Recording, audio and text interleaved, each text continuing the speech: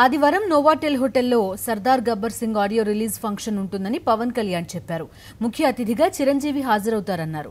తెలంగాణ ప్రభుత్వానికి పోలీసులకు ప్రత్యేక ధన్యవాదాలు తెలియజేశారు పవన్ కళ్యాణ్.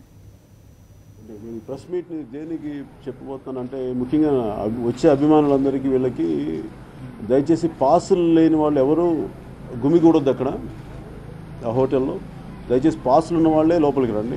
పాస్ లేని వాళ్ళు దయచేసి మీ ఇళ్లలో కానీ మీకున్న మీ టీవీలో చూసుకోమని నా విన్నపం. ఎందుకంటే మీరు గుమిగూడితే అక్కడికి వచ్చే అసాంఘిక శక్తులకి వాళ్ళకి ఆ స్టాబింగ్ ఇన్సిడెంట్ లాగా జరుగుతాయి అన్నదే పోలీస్ కన్సర్న్స్ ఉన్నాయి. సో అలాంటి ఏదన్నా రాకుండా జరగకుండా ఓన్లీ పాసెస్ ఉన్న వాళ్ళే లోపలికి రావాలి. మిగతా వాళ్ళు దయచేసి టీవీలోనే చూడండి. ఇది ప్రత్యేకించి వాళ్ళకి నా విన్నపం. అలాగే నిన్నదాకా జరుగుద్దా లేదా అసలు అంటే ఒక పాయింట్ ఆఫ్ టైంలో నేను మరి ఇన్ని సెక్యూరిటీ కన్సర్న్స్ ఉన్నప్పుడు అసలు క్యాన్సిల్ చేసామని చెప్పాను ఫంక్షన్ కూడా. ఇంకా మామూలుగా ఏదో ఇట్లా ప్రెస్ మీట్లో ఆడియో రిలీజ్ చేసేద్దామనే స్థాయికి కూడా వచ్చాను నేను. కాకపోతే నేను అన్ని శరత్ మరార్గా చేసిన విధానాలు ఇవన్నీ ముఖ్యంగా సిపి అనురాగ్ శర్మ గారు వారిచ్చిన సహకారం కానీ, అలాగే డీసీపీ కార్తికేయ గారు, మాదాపూర్ సిఐ గారికి, జూబ్లీ సిఐ గారికి ప్రత్యేకించిన కృతజ్ఞతలు. వీటన్నిటికంటే ముఖ్యంగా తెలంగాణ ప్రభుత్వానికి, హరీష్ రావు గారికి, కేటీఆర్ గారికి కూడా మనస్ఫూర్తిగా కృతజ్ఞతలు తెలియజేసుకున్నాను వారి సహకారం అందించినందుకు. చిరంజీవి గారిని ఇన్వైట్ చేశారండి. చిరంజీవి గారు రాబోతుంది. ఎందుకంటే గబ్బర్ సింగ్ కూడా ఆయన రిలీజ్ చేశారు. ఇవన్నీ కాకుండా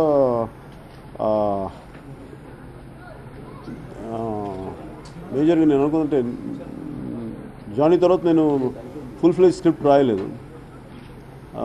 లాంగ్ బ్యాక్ రాశాను కాబట్టి అన్ని దృష్టిలో పెట్టుకొని నేను వారిని ఇన్వైట్ చేయడం జరిగింది.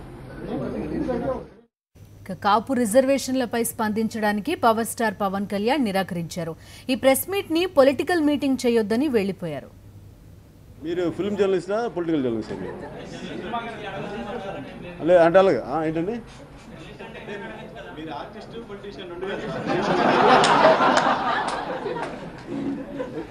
లేదు యాక్టివ్. మేము పొలిటికల్ కంటే కూడా మేము ఇద్దరం సినిమాల పరంగా కలిసి ఉంటాం.